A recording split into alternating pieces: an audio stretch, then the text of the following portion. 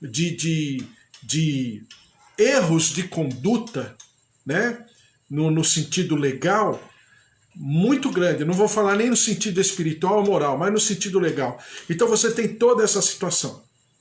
E a gente leu, eu falei para você, João capítulo 11, versículo 49, que Caifás fala da sua boca que era necessário Jesus morrer pela nação e pela humanidade.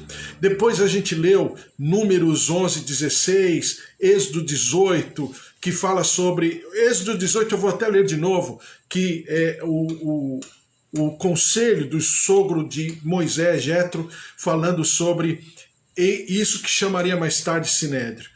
E tu, dentre todo o povo, procura homens capazes, tementes a Deus, homens de verdade, que odeiem a avareza, e põe-nos sobre eles por maiorais de 1000, maiorais de 100, maiorais de 50 e maiorais de 10. Ou seja, em outras palavras, o próprio Jetro está aconselhando Moisés a estabelecer instâncias, né, de julgamento para aferir as causas da comunidade, mas de maneira fácil, simples, rápida, né? Que não ficaria tomando o tempo de todo mundo e cansando todo mundo, né? Aí depois tem Deuteronômio, capítulo 1, versículo 13. Tomai-vos, homens sábios e entendidos, experimentados entre as vossas tribos, para que os ponha por chefe sobre vós.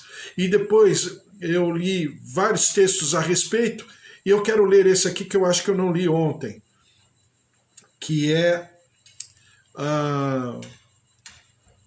Segundo Crônicas, capítulo 19, versículo 5, que diz assim: E estabeleceu juízes na terra, em todas as cidades fortificadas, de cidade em cidade, e disse aos juízes: Vede o que fazeis, porque não julgais da parte do homem, senão da parte do Senhor, e ele está convosco quando julgardes. Olha o Senhor aferindo, o Senhor respaldando, referendando a autoridade desses homens, né?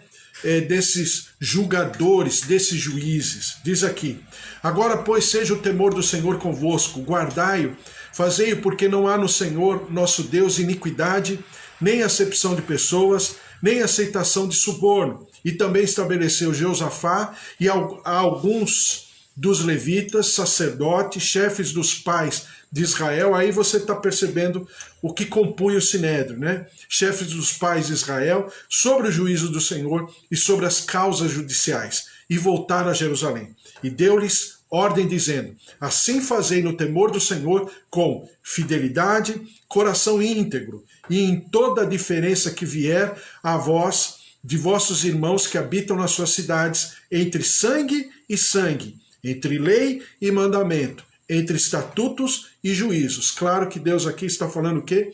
Que existem níveis de cumprimento de regras, né? Então tem lei, tem mandamento, tem estatuto e tem juízo. Admoestai-os que não se façam culpados para com o Senhor, e não venha grande ira sobre vós e sobre vossos irmãos. Fazei assim, e não vos fareis culpados. Eis que Amarias, o sumo sacerdote, presidirá, tá vendo? Aqui o sumo sacerdote sempre presidindo. Presidirá sobre vós em todo o negócio do Senhor. E Zebadias, filho de Ismael, líder da casa de Judá, quer dizer, representa aquele sinédrio menor.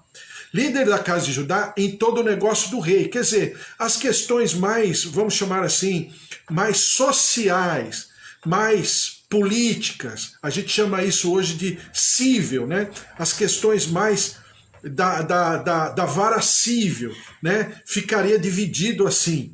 E também os oficiais, os levitas, estão perante vós. Olha como Deus termina esse pedaço. Esforçai-vos, pois, e fazei-o, e o Senhor será com os bons. Não é bom porque é uma pessoa altruísta, é uma pessoa que faz assistência. É bom porque cumpre a palavra de Deus. O bom na Bíblia não é porque ele é bonzinho. Ele é bom porque ele observa, ele vela sobre a palavra e a lei do Senhor. Esse é bom, entendeu? E que cumpre começo, meio e fim. Lembra que eu sempre falo para você, ler, lerá. Ou seja, no hebraico o que significa esse ditado? Que você tem uma missão, então cumpra cabalmente, vá até o fim. Eu sempre falo para as minhas filhas, né? Em casa, a gente conversando, às vezes fazendo alguma coisa, eu sempre falo, por favor, eu prefiro me disciplinar a não começar alguma coisa que eu acho que eu não vou terminar. Eu só vou começar se eu terminar. Né? Então, é uma cultura bíblica. Por isso que Jesus fala, tetelestai, está consumado. Ou seja, eu vim com uma missão, eu me propus a viver essa missão, eu me entreguei por essa missão e agora eu estou, como é que fala? Eu estou fechando, né, esse ciclo da minha vida. Tetelestai, está consumado. Então é exatamente o que Deus está falando para esses juízes. Se proponham a ser, cumpram com o ministério de vocês, em outras palavras, né? Cumpram com o ministério de vocês, mas façam como se vocês estivessem fazendo no meu lugar. E eu estarei com os bons, ou seja, aqueles que levarão a bom termo, aqueles que vão até o fim, cabalmente falando. Entendeu? Dentro dessa lógica, agora a gente entende o que significou o julgamento de Jesus no sentido didático, no sentido de tradição, de história. Foi um julgamento completamente subornado por tudo e por todos. Aqueles que estavam ali estavam só com o objetivo, matar Jesus. Não queriam saber se Jesus era culpado ou inocente. Não queriam nem ouvir Jesus. E o projeto deles era que, após todas as festividades, eles pudessem matar Jesus. Entenderam? O projeto deles era matar Jesus, se possível, antes da Páscoa. Só que a Páscoa já estava na sexta-feira. Então talvez, isso sou eu que estou falando, talvez eles estivessem preparando para matar Jesus após, mas não tinha jeito, porque a convulsão social, ela estava iminente. Jerusalém estava lotada. Todos os governos estavam ali. Fossem os governos territoriais do local, fossem os governos circunvizinhos, o próprio Herodes estava ali, como também o governo romano, porque Pilatos também estava lá. Então era uma questão muito séria, muito crucial, terrível, trágica. E a palavra do Senhor, eu quero ler uma passagem que está em Marcos, capítulo 14, o paralelo dessa história em Marcos, capítulo 14, do versículo 53 em diante, diz assim: E levaram Jesus ao sumo sacerdote, e reuniram-se todos os principais sacerdotes, anciãos e escribas, quer dizer, o grande sinédrio.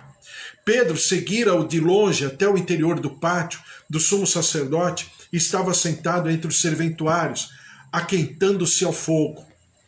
E os principais sacerdotes e todo o sinédrio procuravam algum testemunho contra Jesus para o condenar à morte e não achavam, pois muitos testemunhavam falsamente contra Jesus, mas os depoimentos não eram coerentes. Eles queriam de todo jeito, mas as pessoas que eles haviam catequizado para testemunhar, elas não estavam tão coerentes, tão conscientes do que estava acontecendo. E levantando-se alguns, testificavam falsamente, dizendo: Nós o ouvimos declarar: Eu destruirei este santuário, edificado por mãos humanas, e em 3 dias construirei outro, não por mãos humanas. Nem assim o testemunho deles era coerente. Levantando-se o sumo sacerdote, no meio, perguntou a Jesus: Nada responde ao que esses depõem contra ti? Ele, porém, guardou silêncio e nada respondeu. Tornou a interrogá-lo o sumo sacerdote e lhe disse: És tu o Cristo, filho do Deus bendito? Jesus respondeu: Eu sou, e vereis o Filho do Homem assentado à direita do Todo-Poderoso e vindo com as nuvens do céu. Então o sumo sacerdote rasgou as suas vestes e disse: Que mais necessidade temos de testemunhas? Ouvistes a blasfêmia que vos parece? E todos o julgaram réu de morte. Puseram-se alguns a cuspir nele, cobrir-lhe o rosto, dar-lhe murros e dizer-lhe: Profetiza! E os guardas o tomaram a bofetadas. Aquele Jesus que havia andado com aquele povo durante 3 anos, dia e noite, sido instrumento de cura, de libertação, de multiplicação de pães, de peixes por 2 vezes. Alguém que estava disponível a todos. A tradição ensina que quando o réu era levado para esse julgamento, geralmente eles cobriam o rosto com um pano. Por quê? Porque iam bater nele. Porque iam esbofeteá-lo. Iam chicoteá-lo. Então o flagelo era extremo.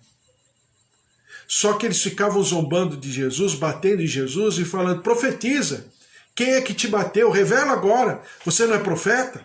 Em outras palavras, fala quem te bateu. E esmurravam Jesus, cuspiam em Jesus, batiam, esbofeteavam Jesus.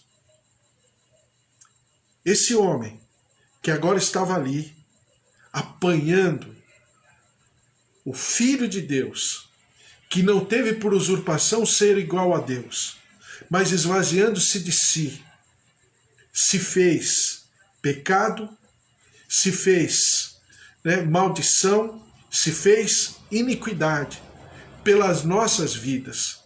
Como diz Isaías 53, o castigo que nos traz a paz está sobre eles, sobre ele. Diz assim: quem creu em nossa pregação e a quem foi revelado o braço do Senhor, porque foi subindo como renovo perante ele, como a raiz de uma terra seca. Não tinha aparência, nem formosura. Olhámo-lo, mas nenhuma beleza havia que nos agradasse. Era desprezado, o mais rejeitado entre os homens, homem de dores, e que sabe o que é padecer. E, como um de quem os homens escondem o rosto, era desprezado, e dele não fizemos caso. Certamente ele tomou sobre si as nossas enfermidades e as nossas dores. Levou sobre si, e nós o reputávamos por aflito, ferido de Deus e oprimido. Mas ele foi traspassado pelas nossas transgressões e moído pelas nossas iniquidades. O castigo que nos traz a paz estava sobre ele, e pelas suas pisaduras fomos sarados. Então, quando você começa a pensar, e é saudável que pensemos, dá um aperto no coração, porque ele não teve nem voz, e não quis ter voz. Porque a Bíblia fala aqui depois, num certo momento, Isaías 53, que ele foi como ovelha muda ao matadouro. Ou seja, os seus algozes ali estavam com o objetivo de matá-lo, como no matadouro. Ninguém que leva um animal para o matadouro pergunta para o animal se ele tá bem, se ele não está bem, vai matar ele, vai, né? Então, exatamente da mesma maneira, o Senhor Jesus se entregou em silêncio e sofreu o que sofreu, para que eu e você pudéssemos pensar e entender o que significa o castigo que nos traz a paz. Estava sobre ele. Então, quando Jesus começa a ser esbofeteado, cuspido, zombado de todas as maneiras, sofrendo, sentindo dores, com certeza, em alguns momentos gemeu, não porque quisesse gemer, não porque queria fazer a firula, não, é porque estava doendo muito. Às vezes a dor é por causa da dor mesmo, e o gemido é por causa da dor. Mas ele gemia ali, por mim e por você. A dor que ele sofreu, num altíssimo grau, foi por mim e por você. Depois eu vou passar por esse texto, mas só para você lembrar de que Pilatos ordenou que ele fosse açoitado. E Pilatos sabia que ele era inocente. Mas, por uma conveniência política, aliás, todos aqui estão em conveniência política. Todos sabiam que Jesus era inocente. O próprio Caifás sabia. Ou seja, na figura espiritual do cordeiro, esse cordeiro era sem mácula. Era, é e sempre será sem mácula. Então Caifás sabia quem era Jesus. Mas por conveniência, porque Jesus estava ameaçando os seus negócios, Porque Jesus estava ameaçando, não que Jesus quisesse ameaçar, mas ele sentia em Jesus um opositor aos seus negócios, ao seu governo, à sua autoridade política diante do Império Romano. Pilatos também por uma conveniência, porque todos os lugares que Pilatos passou anteriormente, diz a história, que Pilatos foi um homem muito cruel, mandou matar muita gente, e o Império Romano não gostou. Então, Pilatos estava naquela região como se fosse uma, vamos dizer, uma última chance. Ou você dá certo aqui, ou vou te tirar desse ofício. Então Pilatos estava ali e ele não poderia mais, né, estar envolvido em alguma intriga, crítica, conflito armado, qualquer coisa que o valha. Então todos ali se aproveitaram daquele momento para que Jesus pudesse ser, né, vamos chamar assim, atrair todos os holofotes para ele. Mas a Bíblia diz que Pilatos mandou açoitá-lo. Eu vou te passar um número técnico. De todos que passavam pelos açoites romanos, 40% não chegava a sequer terminar a sentença porque morria nos açoites, de tão cruel que era o açoite. E Jesus foi açoitado no número necessário que era, os romanos tinham um número para isso. E Jesus permaneceu vivo e foi até a cruz. Então, quando nós servimos ao Senhor Jesus, e quando Paulo diz, né, fala lá em 1 Coríntios 15, que eu prego Jesus crucificado, o que ressuscitou. Então, nós pregamos o Jesus crucificado. Por quê? Porque na sua cruz nós fomos libertos. Na sua morte nós fomos reconciliados com a vida, com a saúde da vida. Na sua morte nós fomos estabelecidos em vida, vida abundante e vida eterna, se quisermos. Então, Jesus estava num momento muito difícil, mas ele estava consciente daquilo que ele estava passando e que passaria ainda. Em nenhum momento ele pestanejou, em nenhum momento ele quis voltar atrás, em nenhum momento ele se desanimou, mas ele foi lerre-lerrar para cumprir o seu objetivo. Como diz Michael W. Smith numa música, né, dele, que eu acho muito bonita, ele fala a obstinada razão de viver. Qual era? Se entregar por mim e por você. Ele foi obstinado até o fim e morte de cruz. Então, a nossa vida, a nossa fé,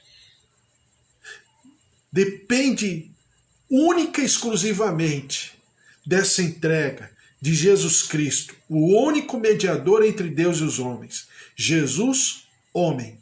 Porque como homem, ele foi levado até o fim da sua morte, para que ele pudesse ressuscitar e para que ele pudesse vencer a morte, tragar a morte pela vida, vencer a morte pela vitória. E que vitória é essa? É a vitória da vida eterna, coroada e estabelecida em Jesus Cristo, através de Jesus Cristo e por causa de Jesus Cristo. Então, tudo isso que Mateus, está quase acabando o livro de Mateus, fala a respeito desse rei, o rei de um reino eterno, o rei que aumenta o nível, o padrão de entrega é aumentado em Jesus Cristo, ele aumenta a régua, ele sobe a régua, no nível de santidade, no nível de compromisso. Então nós, como servos dele e como discípulos dele, não podemos ser menores do que isso. Não obstante, nós sabemos no nosso dia a dia que nós somos menores, mas a gente não deixa por menos. Senhor, me perdoa, quero ser melhor. A Bíblia fala que eu preciso buscar a perfeição. Sede perfeitos porque eu sou perfeito. Sede santos porque eu sou santo. Ainda, como diz Paulo, ainda que eu não tenha chegado à minha soberana vocação, eu prossigo para o alvo dessa mesma soberana vocação. Então, nós temos um compromisso com Deus, de expressarmos, refletirmos exatamente esse servo, expressarmos exatamente esse ministério. Porque ele não falou nada? Porque ele foi para reconciliar, porque ele foi ali para conciliar, porque ele foi ali para quebrar o muro da vergonha, do conflito, da intriga, da intimidação, para trazer paz. O príncipe da paz, o Deus forte e poderoso, aquele que era, é e há de vir, Jesus Cristo, o autor e consumador da nossa fé. Glória a Deus. Puxa, que texto maravilhoso. E como ele fala para nós, né? Porque quando a gente começa a pensar naquilo que ele sofreu, de fato, dentro de toda a tradição histórica, eu tenho certeza que coisas que Jesus sofreu, que nem os evangelhos quiseram tocar no assunto, mas nós vamos saber um dia lá com ele no céu, o quanto ele sofreu. Porque, segundo conta a tradição, os soldados romanos não tinham moral, não tinham nada. Eram pessoas completamente abrutalhadas, broncas, e que descontavam nos criminosos os seus ressentimentos, os seus dissabores. E os criminosos não passavam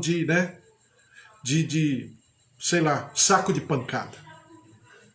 Então, eu tenho certeza no meu espírito que Jesus sofreu muito além daquilo que a palavra está falando. Mas não tem problema. O que a palavra fala é suficiente. Ninguém está falando para falar mais.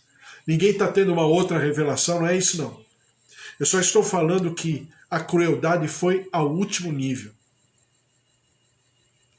E quando nós padecemos pelos nossos problemas, nossas dificuldades, o nosso cotidiano, o peso do dia, o desânimo, o desapontamento, a frustração, a tristeza, a angústia, a aflição, né?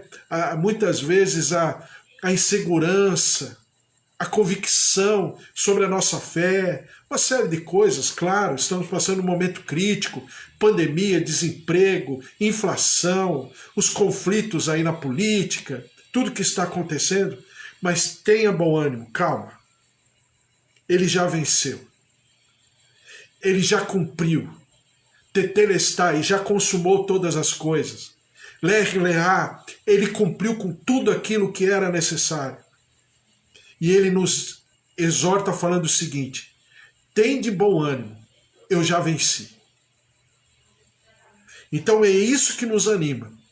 E é isso que nos faz levantar, suplantar os nossos próprios limites, sabendo que ele, nos seus castigos, naquilo que ele sofreu, ele derramou a paz. E que você seja impregnado, transbordado nessa paz, em nome de Jesus. Amém? Vamos orar? Colocar tudo isso diante do Senhor? Glória a Deus, teus pedidos, tua casa, tua família, os teus queridos, você que ora com a foto, você que ora com o nome, como eu faço, eu vou escrevendo os nomes. Deus abençoe você e nós vamos orar e colocar tudo isso diante do Senhor. Ele já ressuscitou. A quem procurais, como diz os anjos lá para aquelas mulheres? Aquele que vive